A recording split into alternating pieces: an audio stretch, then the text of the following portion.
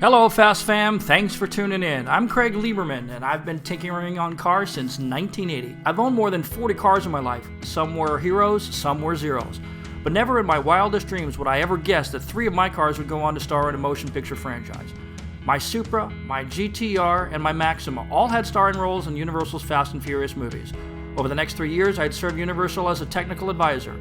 I helped choose the cars, procure the parts, oversee their builds, and support both production and post-production. I have some cool stories to tell about what it was like to build these cars and to work with the cast. I was there, on set, in the production meetings, working on cars, hanging with the actors, and consulting on post-production. So follow along as I tell the stories. Let's jump in. Welcome back, Fast fans. In this episode, we're going to explore Slapjack Supra. For many people, Slapjack Supra was a love it or a hate it affair. But honestly, it was one of the most modified cars you'll find in the first 3 movies. It has an extremely interesting backstory, so let's take a closer look at it. After the success of the first movie, Universal decided to make a sequel. Its original working title was Fast and Furious 2, as shown here in this script. This movie would also focus mostly on tuner cars. Unfortunately, Vin Diesel was not coming back as he was making other movies, but many of the cars from the first movie were coming back. In fact, we recycled many of the cars from the first movie, including the Eclipses, the Civics, the S2000s, and the Supras.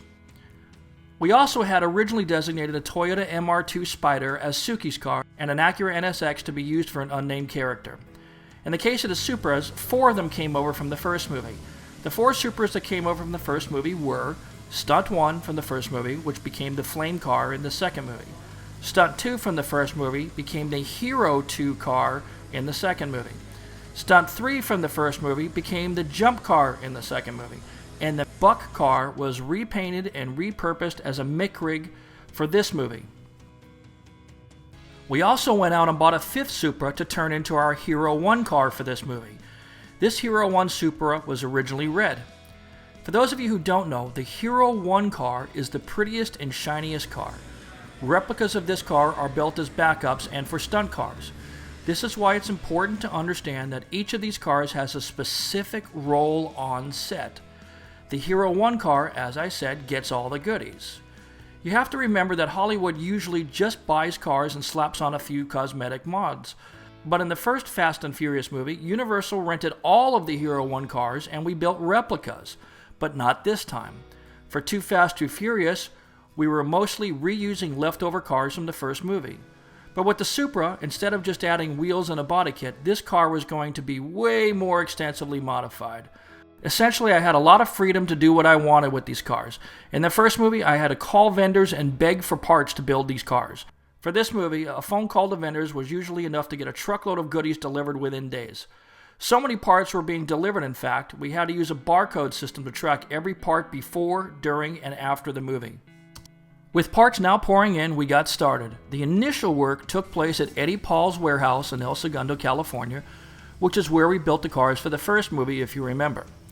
We started with paint and bodywork. I opted for the TRD wide body look, although we used a replica kit as TRD was not about to hand over 5 full body kits with spares. These kits, in fact, came from Donnie Key at Versus Motorsports. Paint for this car was from House of Colors and was paint code PBC47, which was called Gold Mine Pearl. Tuner veterans will probably recognize that I was going after the top secret Supra insofar as my styling inspiration.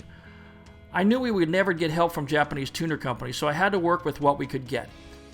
Since production of the car started in California, we only had time to work with other local suppliers. And while we wanted top secret, Valeside, and Abflug parts, we had to work with what we could source locally. Our Hero 1 Supra went to Gretty Performance in Irvine, California, where it received a host of parts, including things like a T88 turbo and a Gretty E-Manage system. All of this was courtesy of a friend of mine, Charles Shepard, and the good people at Gretty. We opted not to modify the fuel system in support of the big turbo, as it wasn't necessary for how we intended to use the car. While a similar car made 650 plus horsepower, this car was using a low boost setting, and as such, it was more like 400 horsepower, give or take. Again, it didn't need to be fast for what we were going to do with the car.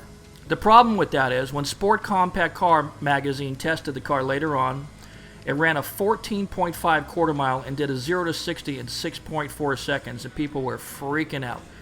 Clearly the car needed to be tuned and the boost needed to be turned up, but again, we didn't need to do that while the car was working on the picture. So while this car was capable of making 650 to 800 horsepower, we simply didn't need to go that far with it.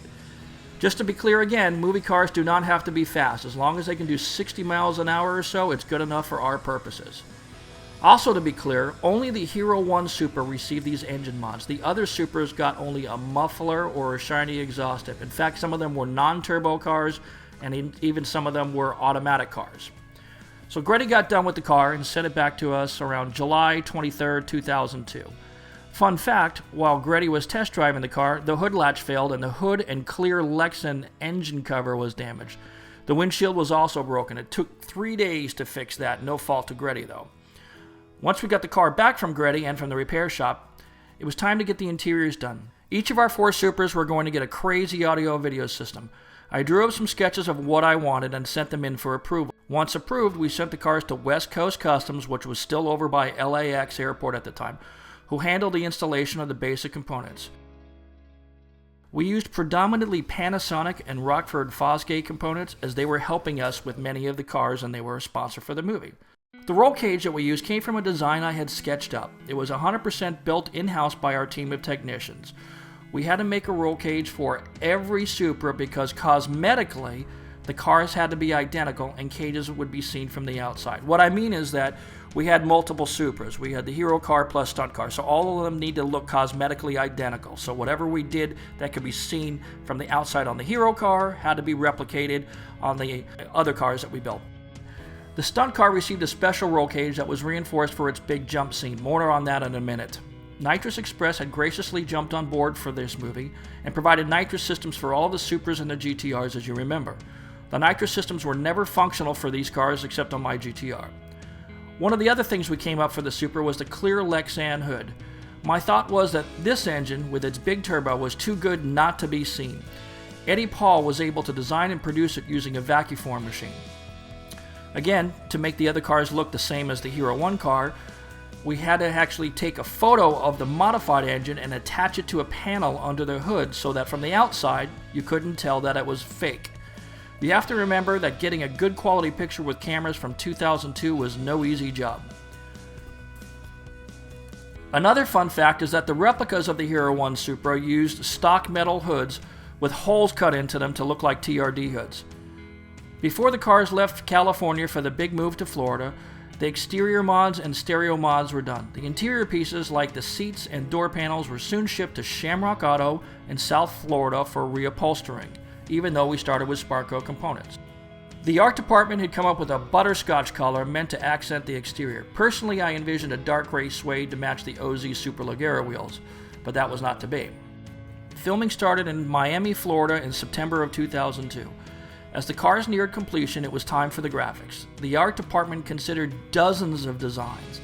In the end, they selected an Afro pick design, which was intended to match the look of his character, who was called Slapjack. Slapjack, it seems, was always walking around with an Afro pick in his hair. I can't help wonder what social justice warriors would think about this today. Graphics were done by Modern Image, the same people who did the graphics for the first movie. This car only appears in one sequence, the four-way street race. This part of the script went through many changes, not the least of which was the bridge jump scene. In this scene, the Supra jumps after the GTR, and the script mentions nothing about the GTR flying over the Supra. Our stunt Supra, VIN number 04581, which was stunt car number 3 in the first movie, would be used for this stunt.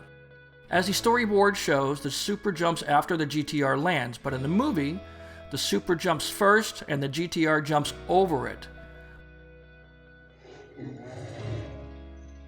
But the end result is the same. The Supra's oil pan is crushed, the front wheel explodes according to the script, and chaos ensues. The Supra jump, of course, was mostly CG, but the landing was not. We used a custom ramp as shown here. The ramp was about 5 feet high and was placed on the launch side of the bridge. The bridge, in fact, in reality, was raised only very slightly. This shot shows the landing of the Supra from our stunt ramp. As you can tell, the car is missing the lower portion of the front bumper and is using stock Supra wheels. The red glow you see is from red neon lights. This car actually in fact used both red and green neon lights. The reason was that we simply ran out of green lights, and so when the green ones broke, we replaced them with red. In real life, the Supra's landing was pretty severe. The stunt driver had been placed into the car with a special suspension harness to limit the impact. Kevin Jackson was a stuntman for this, and his seat position, the harnesses, the roll cage, and the safety padding were all custom fit to his body. Of course, after the Supra jump, Suki and OJ were supposed to jump the bridge too, but as I mentioned, while Suki's S2000 did in fact take the jump, and I cover this in another video, the RX-7 never did do the jump in the final production. With Slapjack Supra now wrecked and with no further use for it, it was sent back to our warehouse. After the movie wrapped, most of these cars were sold. The Supra made an appearance in Today You Die, Grandma's Boy, and in an episode of NCIS. And allegedly, one of them was on set for Tokyo Drift. I don't remember seeing it, but it's entirely possible. Some people who bought these cars at auction restored them to the orange look of the first movie. The jump car was totaled, but it was sold and refurbished anyway. One of these Supras is still with Universal. I believe this car that is still on display at Universal is stunt number 3 from the first movie. The Hero 1 Slapjack Supra was sold to a company in Germany called Chrome Cars, where it currently resides as of late 2019. Like most of the cars from the second movie, they never really got the appreciation of the fans as much as the cars from the first movie. As such, most have faded into a memory. That's it for this episode, everybody. Thanks very much for watching. Tune in next time when we cover Johnny Trans and Suki's S2000.